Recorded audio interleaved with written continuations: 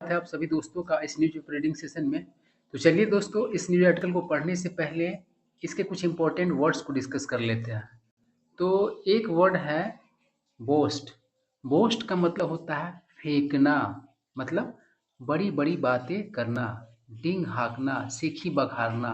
ठीक है। उसके बाद है स्नब।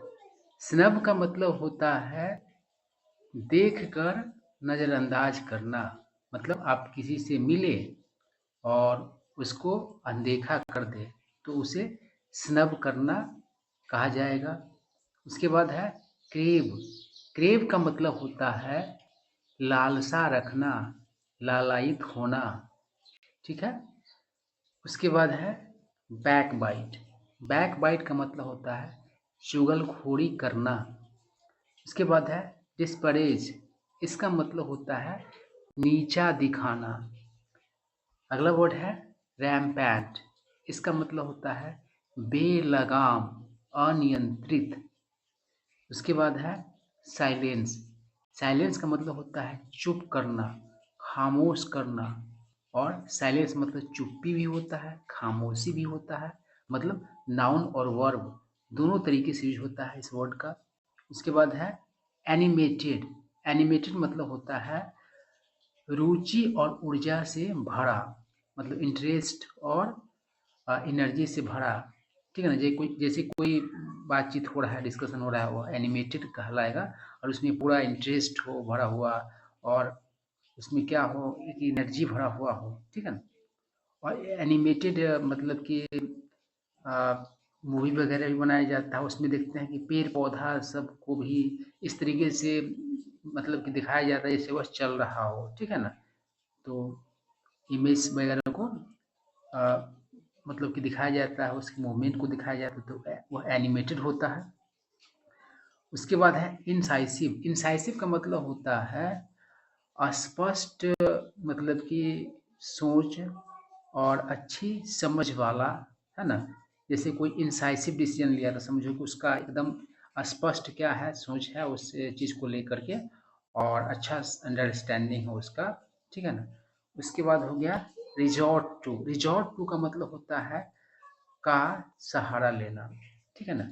बहुत बार लोग अ, अपने काम को निकालने के लिए कई तरह की चीज़ों का सहारा लेते हैं। ठीक है ना। तो ये कुछ इंपॉर्टेंट वर्ड्स थे। अब चलिए हम लोग न्यूज आर्टिकल को पढ़ते हैं। कह रहा है village have a meeting place, मतलब गाँव का एक मीटिंग प्लेस होता है। उसको मतलब कि अलग अलग जगहों पर अलग अलग तरीके से कहा जाता है। कहीं साठ कहा जाता है और कहीं चौपाल कहा जाता है। ठीक है बात। वेयर जहाँ, रेजिडेंट्स मतलब बसिंदे, मतलब गांव के रहने वाले। यहाँ पर विलेज का बात किया गया है तो इसलिए गांव के रहने वाले की बात होगी। रेजिडेंट मतलब बसिंदा होता है, तो वो शहर का भी हो सकता है, गांव का भी हो सकता है, तो पता चलेगा किसका बात किया गया है। तो यहाँ पर विलेज का बात किया गया इसलिए गाँव के बसिंदों की बात है, गाँव के वासियों की बात है, ग्रामवासियों की बात है।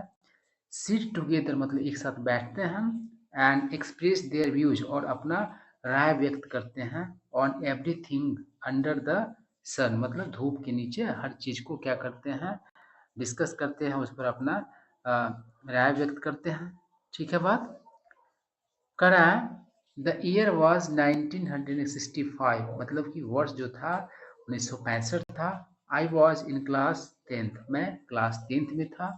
And my annual exams were fast approaching. Approach मतलब होता है करीब आना, जैसे कोई गाड़ी अप्रोच करता रहता है तो करीब आता रहता है। और आप किसी को अप्रोच करते हो तो उसके करीब जाते हैं आप, है ना, मतलब है किसी बात के पैरवी वगैरह के लिए भी जाते हैं।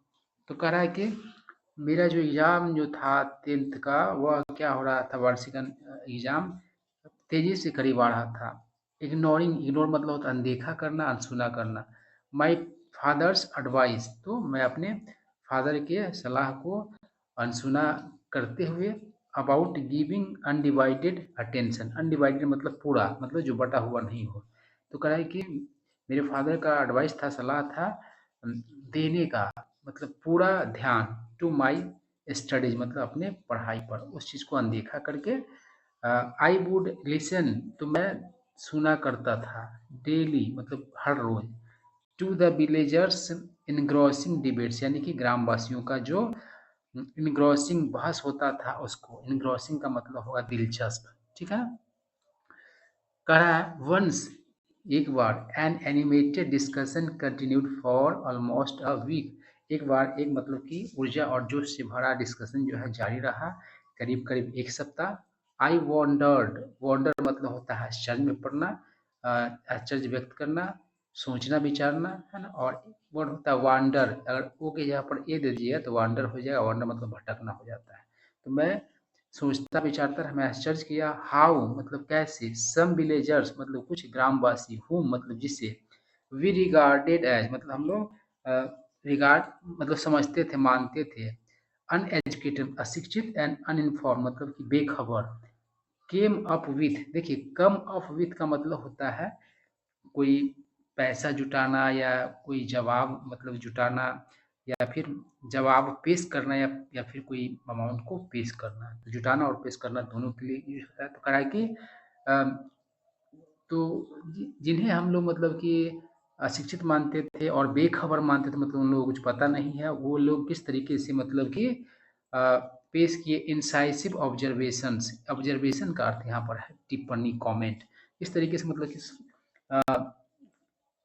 कैसा मतलब कि पेश किए ऑब्जर्वेशन कमेंट, तो इंसाइसिव, इंसाइसिव ऑब्जर्वेशन का मतलब हो ऐसा कमेंट जो मतलब कि स्पष्ट सोच वाला हो और अच्छा समझ वाला हो वैसा। About social and political issues मतलब कि सामाजिक और राजनीतिक मुद्दे को लेकर के उन्होंने क्या किया, तो अपना इंसाइसिव ऑब्जर्वेशन दिया। आई क्या वन ऑफ देम से, उनमें से एक ने कहा, बोस्टिंग मतलब सेखी बघाड़ना, ब्लफिंग, ब्लफ मतलब होता है ये क्या कहते हैं, आप कह सकते हैं झांसा, ठीक है। और ब्लफ मतलब झांसा देना भी होता है। लोग देखते हैं ना कि झांसा देते रहते हैं, कुछ का कुछ कहते रहते हैं, एकदम ढिढोरा पीटते रहते हैं और ठग भी लेते हैं लोगों को। आई क्या एंड बैक बाइटिंग, और बैक बाइटिंग को लेकर के are rampant in our society, मतलब एक व्यक्ति ने कहा कि जो है सेखी बघाड़ना और झांसा मतलब कि देना और जो चुगलखोरी है हमारे समाज में क्या है, तो बेलगाम है। आई क्या करा, दस, इस तरह से began a debate on these vices, इस तरीके से इन मतलब चरित्रहीनताओं पर एक बहस शुरू हुआ। वाइस मतलब होता है प्लुरल बनाया गया, वी आई सी सिंगुलर होता है और इसलिए अगर वाइसेज बना, वाइस मतलब होता है अवगुण, दुर्गुण, चरित्रहीनता, तो इस इन अवगुणों पर क्या हुआ, तो बहस शुरू हुआ। A man started targeting his own nephew, एक आदमी ने अपने ही मतलब नेफ्यू को टारगेट करना शुरू कर दिया। Who was also present there, और उसका नेफ्यू भी वहाँ पर मतलब मौजूद था। द अंकल से, अंकल ने कहा, द यंग मैन बोस्टेड, वो जो यंग मैन था उसका जो भतीजा था या भांजा जो भी हो, नेफ्यू कहने से क्लियर होता नहीं, तो कह रहा है कि उसका वो जो नेफ्यू जो था वो क्या करता था, तो बोस्ट करता था, डिंग हाँकता था, बड़ी बड़ी बात करता था, एंड ब्लफ्ड, और ब्लफ करता था, झांसा देता था, अलॉट बहुत ज़्यादा, अबाउट हिज गुड डीड्स अपने अच्छे करतूतों का, डीड मतलब करतूत होता है जो भी कारनामा होता है उसको डीड कहा जाता है। कह रहा an old villager asked the speaker, एक बुजुर्ग ग्रामवासी ने उस वक्ता से पूछा, do you ever approve of his good deeds, क्या तुम कभी उसके अच्छे कामों को अप्रूव करते हो, सराहना करते हो, है ना, स्वीकृति देते हो। वाई शुड आई, तो उसने जवाब दिया कि मैं क्यों दूं, है ना। ही रिप्लाइड, उसने जवाब दिया, आई क्रिटिसाइज, मैं आलोचना करता हूँ, एंड कंडेम और निंदा करता हूँ, मतलब उसका, सो डैट ताकि, he never raises his head high, ताकि वो अपना सिर बहुत ऊंचा न उठा ले। ही सेड शार्पली, उसने मतलब कि तीखेपन के साथ कहा। A wise man at once मतलब होता है तुरंत, है ना, और एक साथ भी होता है इसका अर्थ।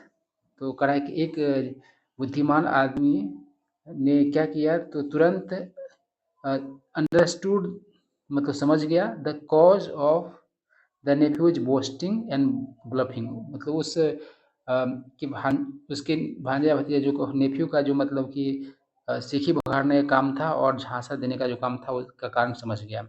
ही स्ट्रेस्ड दैट, उसने जोर दिया कि every human craved for recognition, मतलब हर आदमी मनुष्य जो होता है वह पहचान का मतलब क्या होता है, पहचान के लिए लालायित होता है, पहचान का इच्छा रखता है।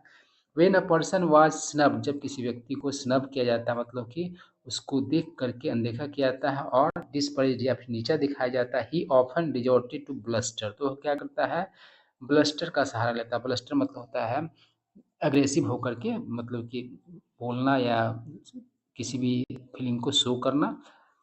तो करा the fault therefore was not of the young man but of the uncle, तो कह रहा है कि इसलिए दोष जो है उस युवा का नहीं था बल्कि उस अंकल का था। हु केप्ट डिनाइंग, जो मतलब जारी की हुआ था देने से मना करना, डिनाई का अर्थ यहाँ पर होगा हिम, मतलब उसे द रिस्पेक्ट मतलब कि आदर एंड रिस्पेक्ट ही डिजर्व, जिसका वो हकदार था। द आर्ग्यूमेंट स्ट्रक अ कोड with the audience, struck strike से बना, तो स्ट्राइक का कोड का मतलब होता है दिल छू लेना, है ना।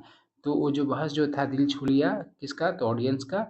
विच गेव हिम, तो उस ऑडियंस ने क्या किया, uh, उस व्यक्ति को जिसने ऐसा बात कहा था उसको एक क्या किया, वाहवाही दिया। अप्लॉज मतलब होता है ताली बजा करके और आवाज़ दे करके प्रशंसा करना किसी का। आई क्या करें, सब्सिक्वेंटली उसके बाद the topic of backbiting came to the floor, क्या ज़्यादा महत्वपूर्ण हो गया, तो बैक बाइटिंग का मुद्दा जो है वह ज़्यादा महत्वपूर्ण हो गया। अ विलेजर, एक ग्रामवासी, who would often quarrel with his wife, जो अक्सर अपनी वाइफ से झगड़ता रहता था। ऑलमोस्ट डेली, करीब करीब हर दिन, कंप्लेन, उसने क्या किया, तो शिकायत किया, डैड की सी यूज टू मेक स्लैंडरस कॉमेंट्स, स्लैंडरस मतलब होगा झूठा, अब ठीक है ना, मिथ्या, तो वह क्या करती थी, झूठा मतलब कि कमेंट्स किया करती थी in the company of other women, मतलब अन्य महिलाओं की संगति में। आई क्या कहा, he would even got complaints from neighbours about her bad habit, यहाँ तक कि उसको उसके पड़ोसियों से भी उसके बुरी आदत के बारे में शिकायत मिलते थे। An old man countered, counter का मतलब होता है किसी की बात को काटना, है ना। तो कोई आदमी कुछ बोलता है और आप उसके अगेंस्ट बोलते हो तो आप उसको काउंटर करते हो, तो एक बुजुर्ग आदमी ने क्या किया, काउंटर किया। द हस्बैंड, हस्बैंड को, हस्बैंड इसको पढ़ता है, हस्बैंड लोग कहते हैं हस्बैंड होता है। Do you ever listen to her problems, क्या तुम कभी उसकी समस्याओं को सुनते हो, एंड ट्राई टू सॉल्व, और कोशिश करते हो हल करने का उन समस्याओं को, विथ लव एंड अफेक्शन, प्यार और स्नेह से। ही गॉट इन्फ्यूरिएटेड, तो वह आदमी जो था वह क्या हो गया, आग बबूला हो गया। वाई शुड आई, मतलब मैं क्यों ऐसा करूं, एक कहा। Why does not he leave the company of those women, वह उन महिलाओं का संगति क्यों नहीं छोड़ देती है, एक मतलब गुस्से से बोला। करा the wise old man's reply silenced him, तो उस अक्लमंद बुजुर्ग आदमी का जवाब ने उसको क्या किया, तो चुप करा दिया, खामोश कर दिया। एवरी पर्सन मतलब हर व्यक्ति, wants to ease his her heart, ease heart का मतलब होता है दिल हल्का करना, तो हर व्यक्ति चाहे वो पुरुष हो या महिला हो, मतलब चाहता है, चाहती है अपना दिल हल्का करना। बाई टॉकिंग टू अदर्स, मतलब दूसरे से बात करके। Conversation is basically an art of living, मतलब कि कन्वर्सेशन जो है, बातचीत जो है मूल रूप से क्या है, तो जीवन का जीने का एक तरीका है। Since you don't listen to your wife, चूंकि तुम अपनी वाइफ से बात नहीं, वाइफ की नहीं सुनते हो। She bares her heart to women, तो वह क्या करती है, अपना दिल उन महिलाओं के सामने खोल देती है। Who listen to her with passion, जो मतलब कि उसकी बात को ध्यान से सुन, मतलब कि ध्यान से सुनती हैं। The husband got the point, तो आदमी जो है समझ गया बात को। And went on to change his behave, अपने आदत को सुधारने लिया, ठीक है ना, सुधार लिया। कराई के एट टाइम्स मतलब कभी कभी, एट टाइम्स मतलब समटाइम्स होता है। पॉलिटिकल सब्जेक्ट्स वर डिस्कस्ड थ्रेडवेयर, मतलब कि पॉलिटिकल सब्जेक्ट्स जो है मुद्दे, है ना, डिस्कस किए जाते हैं। थ्रेडवेयर मतलब होता है तार तार, मतलब कि एकदम घिसा पिटा इस तरीके से। Lal Bahadur Shastri had succeeded Jawaharlal Nehru as the prime minister the previous year, मतलब लाल बहादुर शास्त्री जो है सक्सीड किए नेहरू को, सक्सीड करना मतलब उसके बाद आना नए प्रधानमंत्री के तौर पर, है ना, पिछले वर्ष। आई क्या करा, talks focused on these two leaders.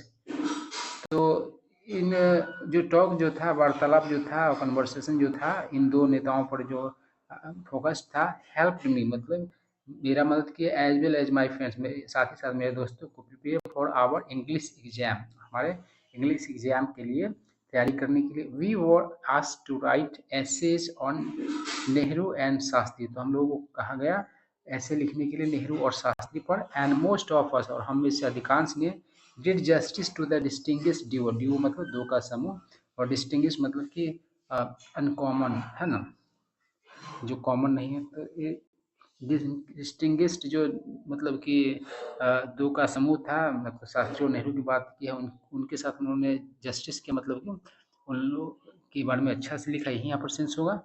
आई क्या करा, every my sorry even my father, मतलब कि यहाँ तक कि मेरे फादर ने कुड नॉट हेल्प, मतलब कि नहीं रह सके, प्रेजिंग में मतलब मेरा बड़ाई किए हुए, विथ ए लविंग पैट, मतलब एक प्यार भरा मतलब थपथपाहट दे करके, व्हेन आई स्कोर, जब मैंने स्कोर किया गुड मार्क्स, अच्छे मार्क्स इन इंग्लिश, मतलब इंग्लिश में, ठीक है ना। तो यही था स्टोरी। आई होप आप लोगों को कुछ न्यू वर्ड सीखने को मिले होंगे और इस कहानी को आप रिलेट कर पाए होंगे।